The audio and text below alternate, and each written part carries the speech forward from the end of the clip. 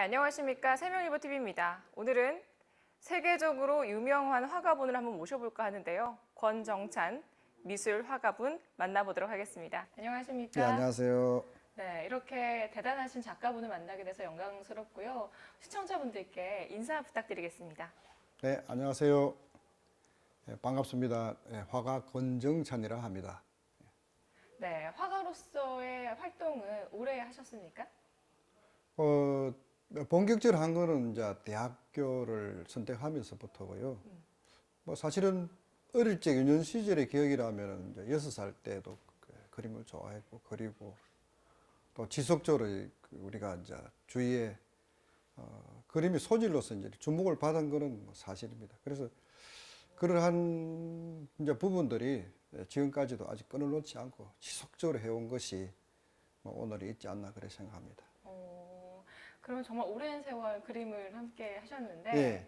전 그림을 그리면서 참 좋았던 적도 많았을 것 같고 지금 내가 그림을 해도 되나라는 싶은 순간들도 많았을 것 같은데요. 네, 그런 경우가 참 많았죠. 이제 가장 중요한 것은 이제 화가들에게는 환경이죠. 그래서 환경. 예, 네. 예.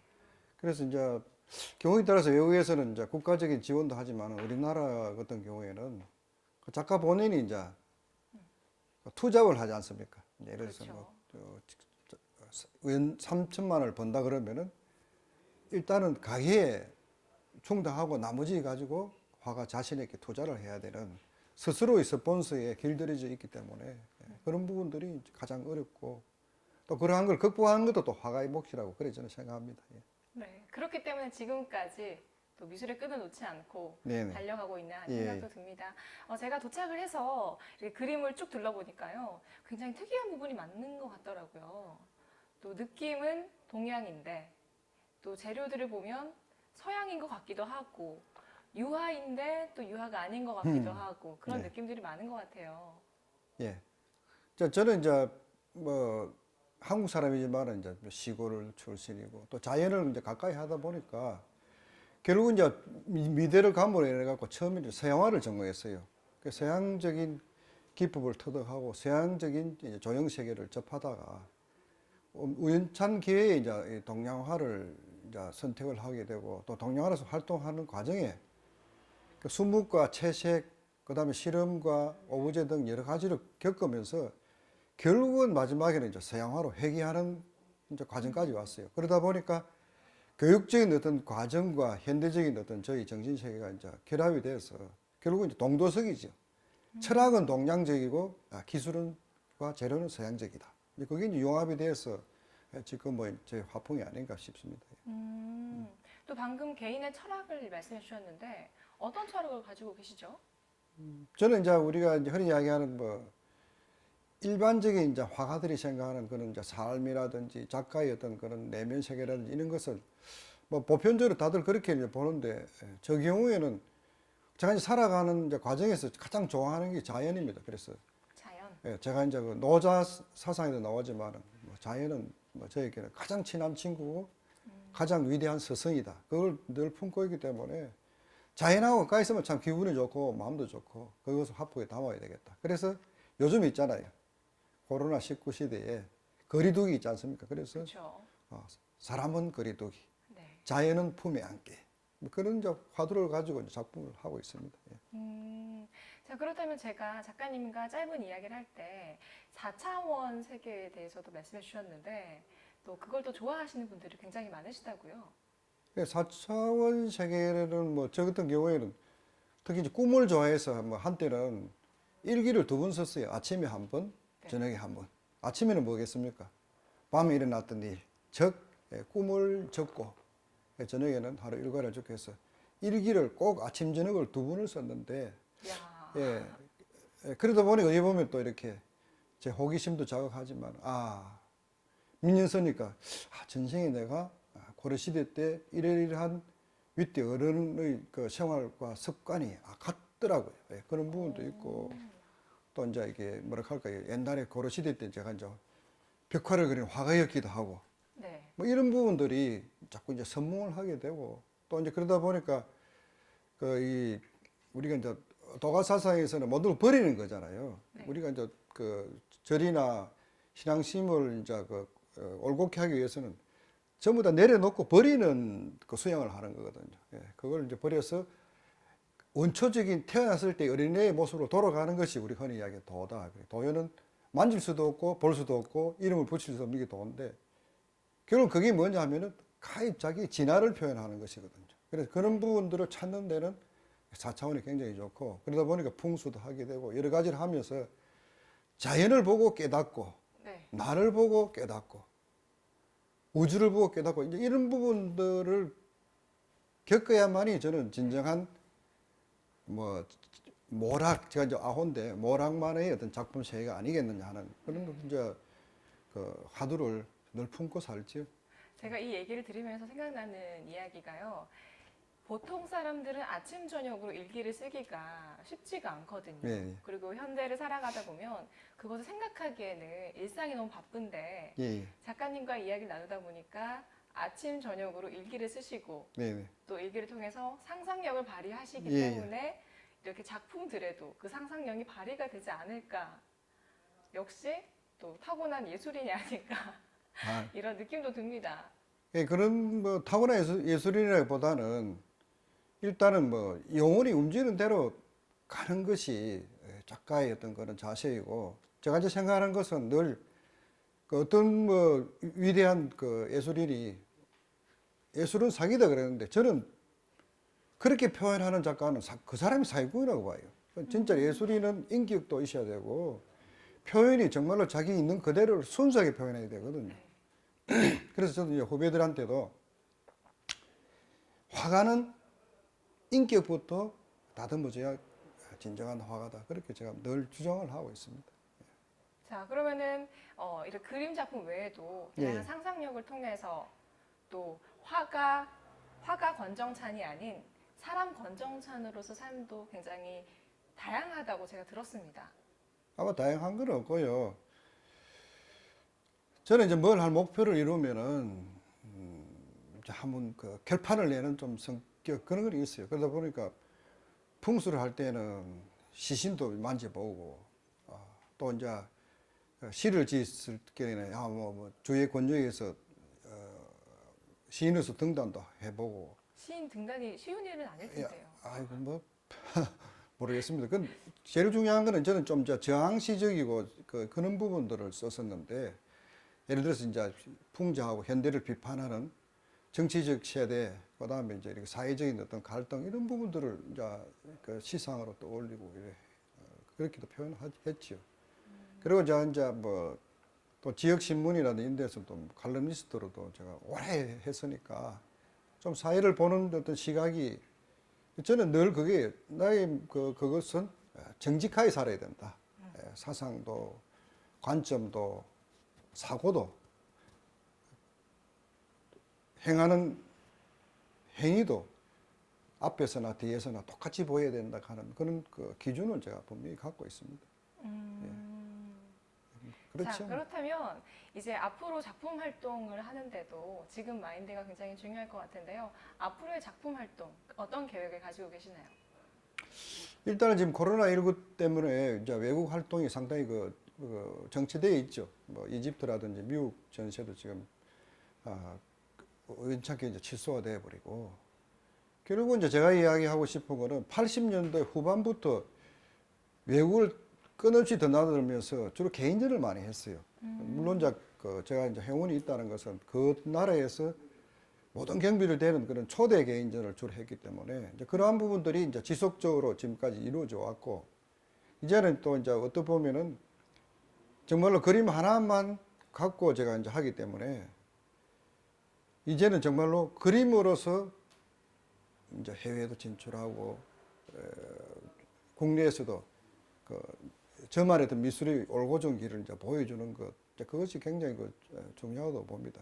그리고 저만의 어떤 독특한 세계를 이제는 좀 이렇게 가다듬고 마무리하는 과정으로 이제 접어들어야 되지 않을까 하는 그런 생각을 갖고 있습니다. 네. 여기 갤러리를 둘러보니까 저기 붓도 이렇게 멋지게 보이고요. 붓을 들고 또 해외에 나갈 때는 또 재미난 이야기도 많을 것 같아요. 이제 붓을 들고 이제 우리가 뭐 파리 몽마르트도 가고 이집트도 가고 뭐 시나이 반도 끝자락에 살롬 엘 셰이카도 가고 또 뭐 중국이란 이런 데서 제가 큰 붓을 가져가서 한 뭐 5m에다가 뭐 10m 정도의 큰 화폭에다가 이제 그림을 그립니다.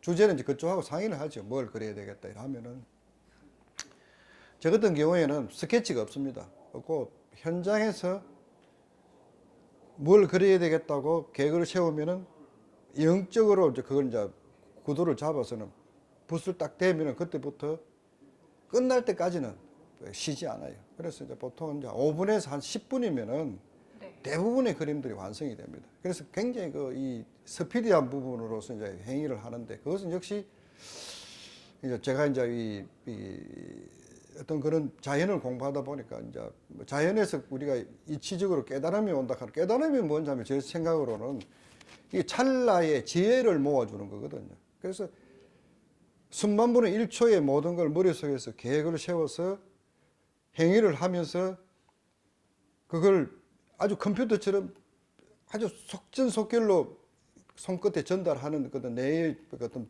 박동수에 의해서 그것이 뭐 이루어진다. 저는 이제 그렇게 이제 표현을 하는데 중국이라는 외국에서는 큰 붓을 사용하지 않아요. 물론 뭐 글자 한 자를 크게 쓰기 위해서는 이제 저런 붓을 사용하는데 대부분이 이제 저같이 큰 붓으로 자유자재로 이제 그림을 그릴 수 있는 분은 잘 없어요. 그래서 중국에서도 한때는 300개 TV에서 중계방송을 해가면서 저를 갖다가 한번 다루려고 했던 적도 있었어요. 그때 뭐 우연찮게 우리나라의 스폰서가 그때 결국은 중간에 어떤 환경에 문제가 있어가지고 이제 그걸 취소된 적도 있었는데 아무튼 이제 우리가 붓으로서 스케치를 하지 않고 큰 작품을 관객이 보는 앞에서 현장에서 이렇게 아주 속전속결로 그리는 이런 부분들은 정말로 우리 동양 예술의 어떤 진수가 아닌가 저는 그렇게도 봅니다. 예. 자, 그러면 개인적으로 생각하셨을 때 예. 동양과 서양의 중심에 서 계신다는 느낌을 많이 받았습니다. 그렇다면 개인적으로는 동양의 그림, 서양의 그림 어떻게 생각하십니까? 서양의 그림은 굉장히 처음부터 과학으로 접근했습니다. 네. 우리가 초등학교 때부터 보면 뭐 구도라든지 보는 시각이라든지 이런 게 이제 카메라하고 굉장히 근접한 구도라든지 조형 세계를 주로 이제 교육을 시켰고 반면에 동양은 뭡니까? 동양은 이 우주적인 관점에서 봅니다. 그게 무한한 상상으로 보기 때문에 구도도 동양화에서는 소실점이 없어요. 그래서 위에 것도 보고 그리고 밑에 것도 보고 그리고 앞에 것도 보고 그리고 뒤에 것도 보고 그릴 수 있어요. 그래서 그걸 한 화면에 다 집어넣는 거예요. 그래서 상상에 있는 부분들을 어떻게 하든지 다 집어넣을 수 있고 색깔도 그래요. 빨간 꽃을 파랗게 칠할 수도 있고. 네. 그렇게 하나의 어떤 사상과 철학, 그 다음에 상상을 갖다가 자유롭게 이용하는 부분을 작가가 마음대로 그리니까 서양적인 거하고는 전혀 다릅니다. 그래서 제가 주장하는 게 뭐냐면 서양은 과학이 있고 동양은 도가 있는데 서양의 과학이 몸풀면 동양 사람들과 서양 사람들은 미신으로 치부했어요. 근데 지금은 이제 제가 많이 주장하는 부분이지만은 과학은 도에 미치려고 그러면은 지구가 멸망해도 그걸 못 따라온다. 저는 그렇게 주장하는 부분입니다. 그래서 4차원인데 그런 부분들은 지금 독일이라든지 미국의 뭐 이렇게 유명한 그 연구소에서도 요즘에 그 부분을 갖다 연구를 많이 하고 있다고 저는 들었습니다.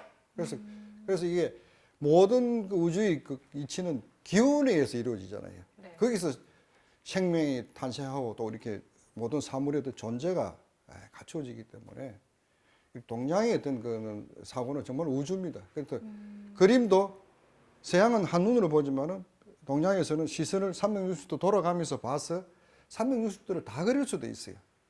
그다음에 추상과 우상을 옛날에도 같이 넣기도 하고 병풍도 있잖아요. 병풍. 네, 맞습니다. 예, 병풍도 있고 부채도 있고 이런 거는 우리 고려시대 때 이제 발명한 부분도 있는데 그런 걸 좀 서양 사람들이 따라올 수 없잖아요. 예, 그런 점이 참 저는 동양 것이 참 좋다고 생각합니다. 네, 아마 이 방송을 보시는 분들 중에서도 맞아요. 역시 동양의 미는 그렇게 탄생을 했지라는 생각을 예, 예. 하시는 분들도 많을 것 같고요. 예. 또 서양의 이야기도 함께 들으시면서 미술의 세계를 조금 더 가까이 알 수 있는 시간이 됐지 않나 하는 생각이 듭니다. 이 방송 보시는 분들, 미술에 관심 많으신 분들, 또 작품에 관심 많으신 분들 계실 텐데요. 우리 한 말씀 해주시죠.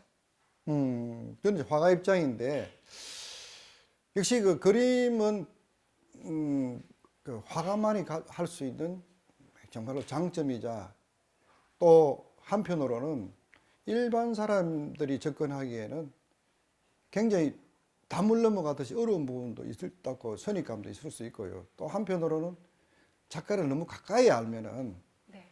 작가를 이렇게 스폰서하고 후원해야 되는 입장을 벗어나서 조금은 이제 작가를 이렇게 낮추어 보거나 또 이제 작가를 대한 어떤 애호를 좀 잘하지 못하는 부분들을 간혹 목격하거든요. 그래서 화가는 저는 그렇게 이야기합니다. 화가는 화초와 같다. 화초와 같다. 예, 물을 줘서 꽃을 키우듯이 잘 가꾸어야지 주위에 화가가 탄생할 수도 있습니다. 그것을 저는 시청자들한테 전하고 싶습니다. 예.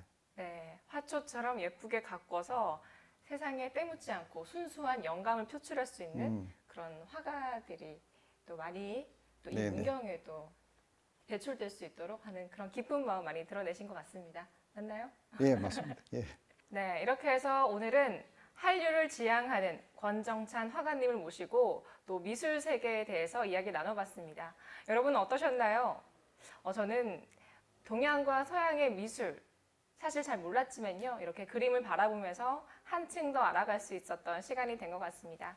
시청자 여러분 함께 해주셔서 너무나 감사드리고요. 우리 화가님과 함께 인사드리면서 오늘 물러나도록 하겠습니다. 네, 네. 시청자 여러분 네, 고맙습니다. 감사합니다.